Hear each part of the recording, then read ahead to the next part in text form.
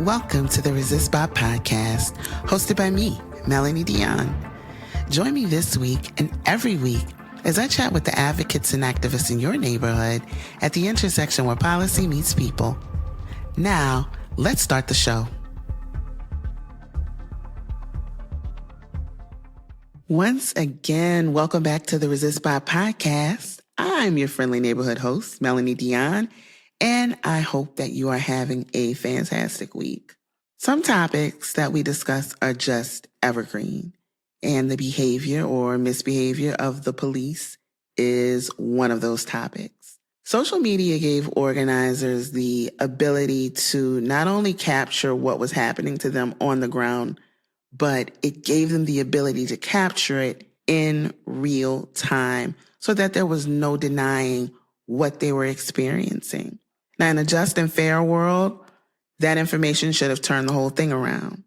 Our guest this week knows all too well, though, that visibility and knowledge do not guarantee automatic cooperation in justice work.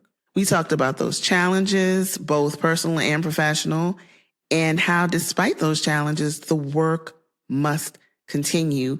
And we discussed what his organization, Campaign Zero, is doing to arm people with knowledge as they take on one of the country's most protected groups, the police.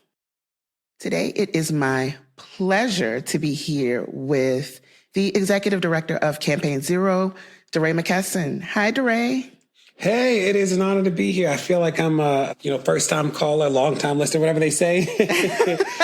I've known you on the interwebs for a long time. Right. You get to see me do something productive instead of the other stuff I do on the interwebs. I contain multitudes, It's my gift. But I'm so glad to be here with you because first-time caller, long-time listener on my end too, because I have long been a follower and admirer.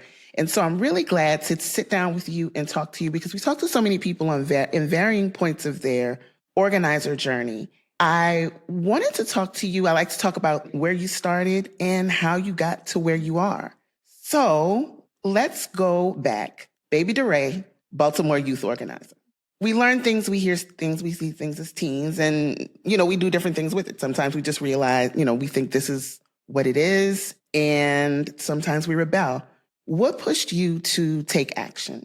Yeah, so for me, it really was student government. Student government was my thing. I was like all in. So from sixth grade to senior year in college, I was a student government kid. That was like my thing. So that's how I got scooped into organizing, is that a fellow student government kid in Baltimore was an organizer and was like, hey, I think you could do this, and da-da-da. And then that just changed everything for me. So that was how I got into organizing. And then after college, I was the president of my middle school, high school, college. And then after college, I was like, I know policy. Granted, I was a student and I sort of knew programming. I can, if you need somebody to put on a thing, I got you. I did homecomings. I did pep rallies. I did spirit weeks. I did, new student orientation. I could do that. But I realized that I didn't know the day-to-day of how any of it ran. That's what I didn't know how to do that. So I came to New York and taught. And teaching was the first time that I sat in the day-to-day of how a system runs. And that changed my life. I mean, student government helped me. I don't think I would have believed in my own voice and sort of understood that policy is a thing or what it looks like. People wow, DeRay, you're really good at meetings. Or it's I grew up in them. Ever since I was 11, I've been in meetings. I've never had a job not in a meeting type place. I worked in the mailroom in college, but that was the only thing I've ever done that was not some sort of meeting. So I grew up in meetings. So teaching was the first time that it was okay, you got to show up every day and grind it out in a very sort of methodical way. And it's not always pretty. When you put on an event, it's working toward a goal and it's kind of a grand goal. When you're on the methodical side of things, you see all of it. And there's not always a pretty event, a pretty package at the end of it. So what does that do to you as a person? And how do you keep going in the middle of that? Yeah, I learned so much in teaching. I was a good teacher, so I wasn't experimenting on my students. Half of my kids got a 3 in the state of New York, which is proficient. Half got a 4, which is the highest you can get in the state of New York. So I did well. I taught all of 6th grade math by Christmas, my second year. the whole year's worth of curriculum. And then we did 9th and 11th grade algebra from January to June. So my kids did well. Me and my sister both became math teachers. Super random. She's a principal. But what I learned that failure is a part of the process. Because even on like the days where I was like hot, right? I'm like on fire. I got it. I'm like, we all cylinders, all 3 classes, bang, bang, bang. It was like there was always a kid who didn't get it. That was just like a part of the game. And when I started, I would take it personally. Like I did. And it was like, people learn differently. And that's okay. And it was like, I had to like understand that like every single day in every class was not going to be this thing where like everybody got it. Or I remember I'll never forget the worst lesson I ever taught was dividing decimals. It was early. It was like the 5th day of school. And when I tell you, it was a 90-minute class. I taught 60, 90, and 120-minute classes that year, which is a lot of math for 11-year-olds. When I tell you in this 90-minute class, no joke, 15 minutes in, I realized I have it. I like didn't prepare enough. They didn't get it. So for 70 minutes, we are like roughing it out. I'll never forget. I'm like, hey, everybody, open up to page 45, do some quiet reading for 7 minutes. I mean, I just remember being mortified and like, they didn't know. I mean, they knew, but it was so early that everybody was like, behave because we'd only known each other for 5 days. But I was like, wow, that was really bad. And like, just knowing how to divide decimals is not the same thing as being able to teach it. And that was my lesson. I remember I was like, oh, I got to put in more work than like being smart is actually not what makes a good teacher. And that was a lesson for me that like, forget my ego. I just remember looking out at a class of Black kids and being like, they deserved better than I brought today. And that day changed my career in teaching. Let's pivot a bit to how that went to your organizing, because when Ferguson was a pivotal moment in the formation of Campaign Zero. With that came the concept into the broader social consciousness of defunding police, prison abolition, things like that. So when you talk about these progressive policies and people are on varying ends of the spectrum, sometimes people who, otherwise are on your side, otherwise y'all are lockstep, you're usually on it. How do you use what you learned in teaching in recognizing that all the kids ain't with us, for lack of a better term? Oh, I don't know if teaching, the movement, I learned more about movements of working in the school system. I was a chief human capital for Baltimore City Public Schools 7 years ago and worked a lot inside of districts. The movement's hard. The biggest lesson I take from teaching into the movement is that the best work is the long haul. Like I was a very good teacher and it took 180 days, right? I could have been the savant of 6th grade math and they would not have learned everything they needed to learn in 2 days. That's just like not the way learning happens. And I think until I taught, I think I didn't understand that like the long haul is a feature, not a flaw. Like I didn't understand that you actually need this time so people can process and apply and learn and like I think I think the like type A me would have been like, we can do this all right now. And like, granted, my kid, I taught all 6th grade math by Christmas, but it was one of those things where like, I just figured out how to like chop and screw it in a way that like they got, but it was like, that still took 3 months. It was like a methodical approach. So when people complain about like the system hasn't moved, I'm like, the best work takes a little longer than like you think when you haven't done it. So that's one. I think the second thing is like, it taught me how to take big feelings. That's what we say in education. It taught me how to not take big feelings personally. So like when Rosie, who was this kid I had who was great, Ruby was another kid. Ruby one day walked into class and sucked her teeth at me. I'll never forget it. And I was like, and she did it was a hard teeth suck too, like, ah. And I'm like, girl, Ruby, I didn't even do that. And I remember that because she wasn't always like that, but Ruby gave it to me that day. And I just remember being like, you know what, not about me. Like, I like if I took every single thing that students did personally, I would never wake up. Like, it would be crazy. So in the movement, I just learned how to like let people have big feelings and not receive all of it as a personal attack. Whereas I think before I would have been like, why if you really respected me, you would be talking about class, and I'm like, you brought stuff to this class that ain't got nothing to do with me, that ain't about class. And like, we can, some things we can't do, but like a lot of stuff it can roll off my back. Like I need you to tighten up and keep moving, but I just can let it go in a way that I think I didn't understand until I had to do that. It was every day 60 or 70 or 80 kids every single day. We have a relationship. And like, I just don't. So in the movement, you know, some people think I'm great. Some people think I'm the devil. Some people are in between, and people have said all types of things to me, like not just about me or not just around me, but to me. And I think that if I hadn't taught, I think all of it would sting a little bit. And as a teacher, I'm like, if I let every single thing that happened in this classroom, like walk with me home, I'll never come back. And that's the truth. And you said something that's sticking with me. You brought your own stuff. This doesn't have anything to do with me. And in the work, all of us have our own stuff. We are all people. And we're going to contain those angels, and we're going to contain those demons, because we are human beings. And we're also operating in this toxic environment that isn't friendly to us. So we won't always show up with our best selves, or we won't show up with our most alert selves, or we just won't mesh with people. And that's the important thing of not only the work, but also navigating the changes that we want to see. I want to talk a little bit about Campaign Zero and what you've been doing with data, with researching. This is a huge undertaking. Can you talk a bit about how Campaign Zero data and information, how everyday organizers can use that in terms of keeping track of what's going on with them locally and holding their police accountable? Yeah, so we were in the street for 400 days. Once I saw the end of that coming, not because we were tired, but because people got it, right? Like the reason we stood in the street was to make people focus on a problem they were refusing to engage, and we did it. I was trying to figure out, like, how do we actually change the structure? Because by the time I left education, I was like, oh, I get it. Structures matter, right? I worked inside of them. I saw how a random decision that you and I made at a meeting was actually changing or impacting people's lives all across. I saw it, I lived it. I was like, oh, structure's it. So that's why I started Campaign Zero. And one of the things that struck me very early is how much information we didn't have. So people would ask us things like, how many people were killed? It's like, we didn't really know, which is why we started Mapping Police Violence. It was like, what about police unions? Like, there was no database of the contracts. That's how we started that. It was like, what about use of force policies? It's like, I don't know.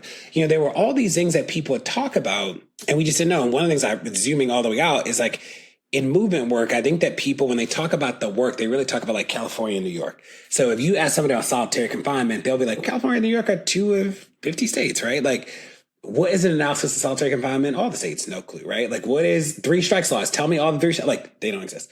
So we exist. We build campaigns. Campaigns to us mean like discrete policy areas. We build a unique data set from 0 to 100. We make all of it public, and we make our solutions public. Well, so that is one thing that makes it special. The second thing that makes it special is that we run all of our campaigns concurrently. So we don't, they're not sequenced in the sense of like one is not more important than the other. We bring them on at different times, or we run them at the same time. And to your question about how can people access it, by the time we launch a campaign, all the data is public. So if you want to go and see how to ban no-knock raids or how a law stacks up against our rubric, just go to endallnoknocks.org. It's there. If you want to see Mountain Police Violence, how the data's cut, all the data's public. So we make a commitment on the front end when we start the campaign, even start exploring it, that all of the data that we collect on this campaign will be public when we launch the project. And that's for 2 reasons. One is that we believe in ourselves. We believe we're very smart, very capable, and we have no trouble showing our work. We think that's just a part of what the work should be. But the second is that even though we think we are smart and gifted, we know that we alone will not be able to scale this work. So we hope that people will take this data, they will take the framework that we provided, they will use it, they will apply it, they will give us feedback, they will make it better. Like, we want people to take this work and do something with it, but we know that you can't change the drug-free school zone laws if you don't know what they are. And if you can't match them up against another cities or another states, we've done all that legwork for you so that you can do cool things with this. Because we realize that, like, for a gazillion issues, the underlying just basic data, you don't have it. I absolutely appreciate that. And one of the things when we have the conversation about policies, a lot of the conversation on the macro level where we'll see them are national policy. And state and local just gets skipped right over. And that is really where the hotbed of nonsense is. So inspiring that state and local work is incredibly important. And in that, one of your campaigns that I'd like to focus on is the 8 Can't Wait campaign. These are 8 policies that really you want adopted immediately. It's, a lot of common sense things like banning chokeholds, which should not be a thing that has to be said, but that's where we are. Of the 51 states in DC, only one has enacted all 8 policies. What is the pushback that you get the most, you and your associates? What's the pushback that you get the most in outreach and lobbying for these policies and discussions about getting police forces to adopt these policies? What do you get back more often than anything that sticks with you? So from legislators and policymakers and stuff, we don't get pushback on the idea, from legislators, they just don't want to confine the police, right? Like the police freak out every time you might even suggest that there are standards. So the legislators get it. And granted, we did more change legally around this issue than any other change in the history of American policing. So, 19 states restricted their use of force policies in accordance with A Can't Wait right after 2020. There is no other group. There's no other plan. We are the only people who've done that, and we're proud of that. And we know that that's not enough, right? Like we understand both of those things at the same time. So legislators, the question is how much are they willing to fight the police? Places like Maryland, we had a phenomenal police reform bill, got a lot of stuff in it. Those legislators were not interested. We got the best no-knock bill in the United States and could not do use of force. It just was a non-starter in Maryland. We repealed the Law Enforcement Officer Bill of Rights. Couldn't do use of force there. Like it would, so every state is sort of interesting about how much, like what people think they can fight the police on. From the police, obviously, police officers will say to us, if you do this, people will die. Like they'll kill us and they'll just die. If you say we can't choke people to death, what happens in that situation where our life is dead? And you're like, okay. So they don't really have good arguments. They just fearmonger. We got a lot of pushback inside the movement. We still get pushback in the movement about it can't wait. And I will tell you, the more and more distance I have from 2020, the more and more surprised I am by it. So the first wave of pushback we got was that the only demand should be defund and that this takes away from defund. And, we didn't roll out defund. Like that wasn't we were not the people that rolled it out. And we totally get the need to move the money away from policing, right? Totally, I don't think that phrase was the best entrance for everybody, but the idea is right. We believe the idea, Our challenge with defund as organizers from the beginning was not any of the stuff that I think, mainstream people are upset about. It was that it just didn't come with the toolkit. So defund became whatever you wanted it to be. There was no anchor. There was no, and that from an organizing perspective became really hard. When we roll out campaigns, we try to define the solution really tight. So, you don't have to like 8 Can't Wait, but it is one thing. It is 8 policies that are very clear. It's not 9. It's not your 8. It's not 6. It is our 8, right? And we have defined what they mean. It's public. Defund just didn't have that. So people said to us, you're detracting from the real demand. And we were sort of like, it scares us that we can't live in a world where we ask the system to do multiple things. So that's how But the second thing that I think was more frustrating back then, I sort of am just past it now, is that people would say things like, this is a reformist and, people already did these things and y'all are asking them to do it again. And this is just so the police can kill people easier. And it's like, any actual organizer, like somebody who really organizes, not all these people who've written books about abolition, have never organized, haven't done a structural thing in their life. They've written books and read about it. Anybody that actually organizes probably does most of their work in harm reduction. And harm reduction says the system doesn't work. We need to save people's lives while we recognize that. Harm reduction is like any of those programs to, in solitary confinement. That's harm reduction. Solitary confinement is not freedom. It's just not extra hell inside of jail. Feeding incarcerated people, healthy wages, letter writing campaigns, all the stuff that people, when we ask people what is organizing that almost everything they say is actually harm reduction. The work of harm reduction is old. It's been around for a long time. It's necessary. We got, if we do all this structural change and nobody lives to see it, that's not a win. So harm reduction is a key part of our work. But people made it sound like the only thing to do is tear this. And it's like, well, that's never been the only thing, right? We've always done transformational change, or people call abolition, and harm reduction at the same time. So it was weird to be stuck in this vacuum where suddenly real organizers, people I knew were like, yeah, we can. And so that was one philosophical thing that was frustrating. The second thing, though, I'll tell you, is that even today, people ask me, I was in this one tough meeting and this woman was real nasty about it can't wait. And I said to her, well, tell me one of the use of force policies you read and what your feedback was. She's never read one. And it's well, it's really crazy to walk into a room and yell at somebody about a policy-based proposal Well, you haven't read the policy. So the last thing I say, and this is a long answer, is that people will say, so it's actually a ban on neck restraints, not just chokeholds. But people know chokeholds, so they say chokehold. That's not what our website says, but whatever. So people will say, and this is a popular critique we get, is that New York City banned chokeholds in 93 and yet choked Eric Garner to death. And we say, have you read the policy? Because so in policing, there's a chokehold, which is your restriction of your Adam's apple, or like your airway. A stranglehold is a restriction of the muscles around your neck, so like under your ear. They are technically two different holds. It's called a carotid restraint, a stranglehold. It like comes up in a lot of names, but it is not a chokehold. New York City banned chokeholds and has never banned or restricted strangleholds. So when Garner gets killed, the police immediately say, didn't choke him. We used a carotid restraint. So no, neck restraints have never been banned in New York City. One type of neck restraint was banned. But because you don't know the policy well, and because you didn't put any effort into understanding it, you think that we went up here and just told people to ban something they already banned. And why would we do that, right? I wish there were more critiques that were informed and not these like weird things, or like, Memphis. You saw Memphis. Tyree gets killed. Nightmare. The Memphis Police Department's website to this day says that they're in compliance with all 8. They have a whole website dedicated to all 8. Our website says that they have 2 of 8. One of them we got by changing the state law. So I see these articles from people being like, Memphis is another example of 8 can't wait, not saving people's lives. Read the policy yourself. Or at least go to our analysis of it. But you taking the police's word for it is the most bizarre thing I've ever seen.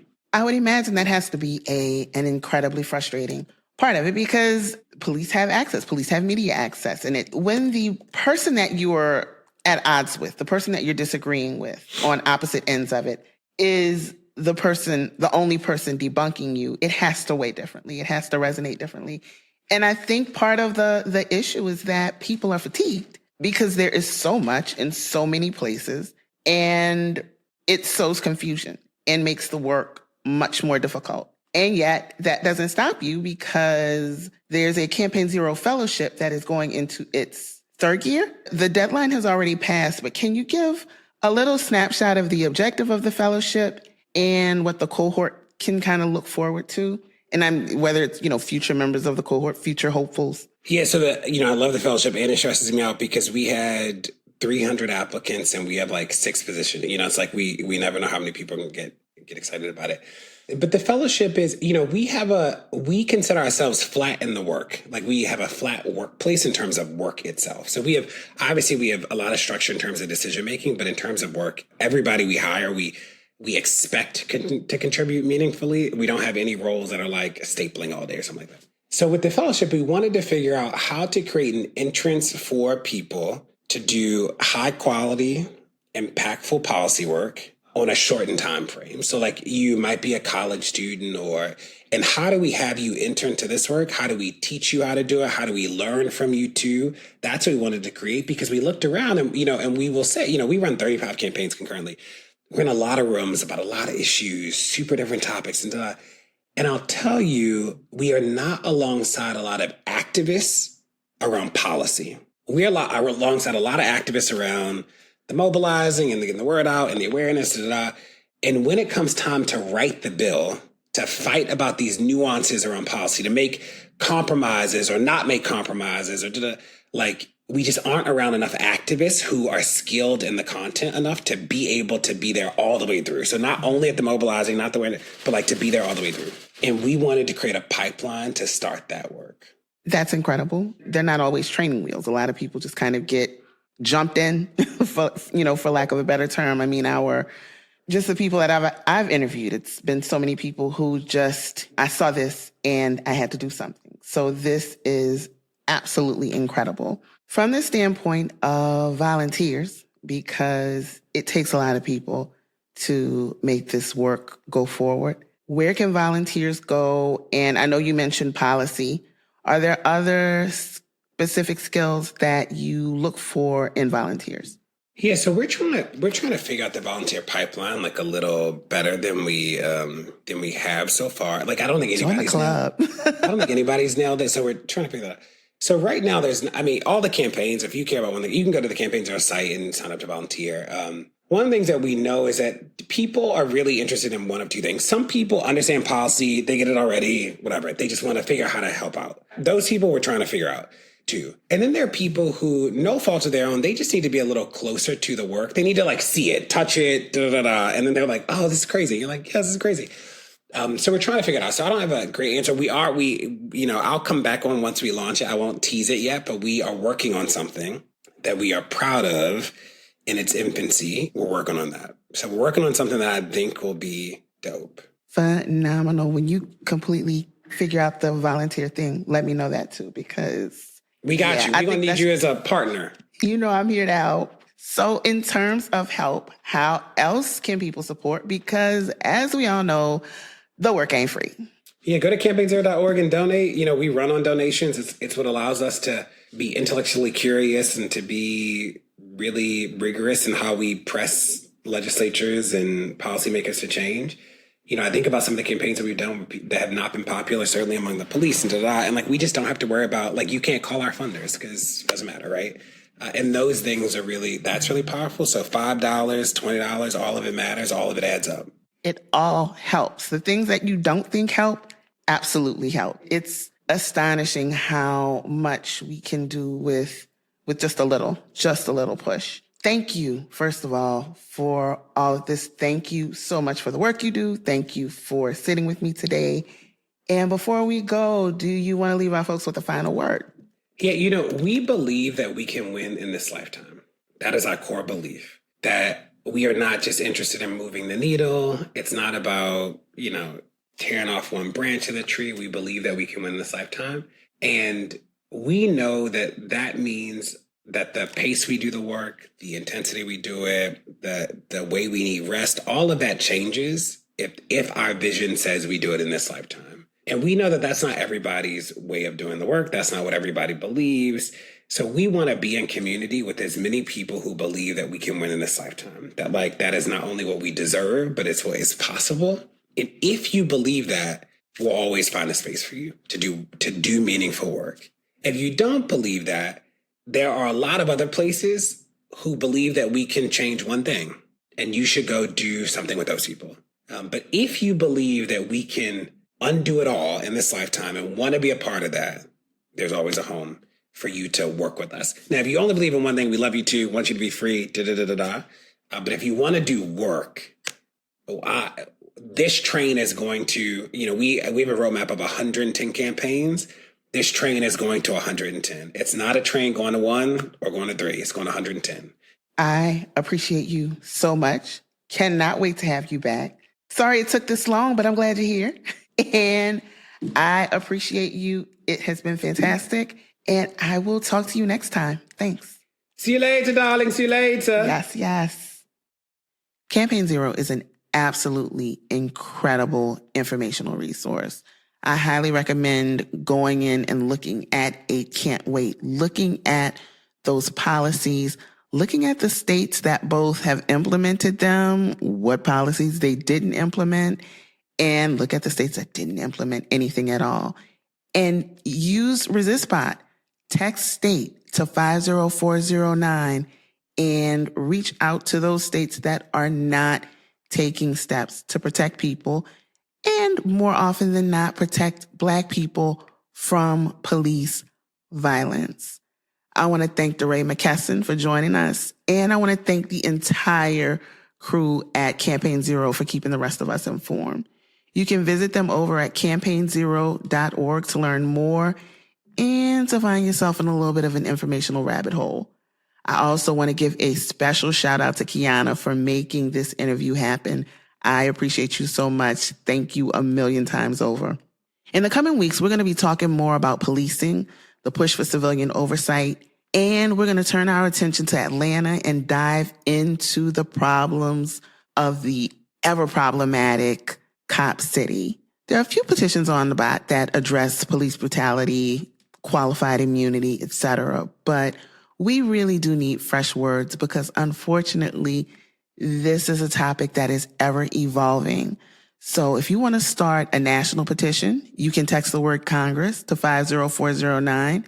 And as I mentioned earlier, if you want to do a state petition, text state to 50409 and draft a letter to your legislators. If you're one of those folks who are a little shy and so far you've only signed petitions, you haven't authored them, maybe you're a little skittish to do that, your petition does not have to be overly involved. You really just need 3 main points. You need the statement of the issue, your goal, and a clear call to action that you would like your legislator to take. That is it. That is all you need to do to spark this campaign and make sure that the issues that matter to you in the way that they matter to you get out to your representatives. If you want to support the work that we're doing here at Resistbot, all you need to do is text donate to 50409 and become one of our monthly members. We love those because it makes everything that we do possible, including making sure that Resistbot is accessible for so many. Also, are you following us on Instagram? You should be. If you're not, change that because this week we are going to be announcing our first free workshop and I would hate for you to miss it. I'm excited. You should be excited too. Be on the lookout on Instagram. I want to thank you again for joining. Thanks again to DeRay and the folks at Campaign Zero for all the hard work that they do. And I will see you next time on the Resistbot Podcast. Until then, take care.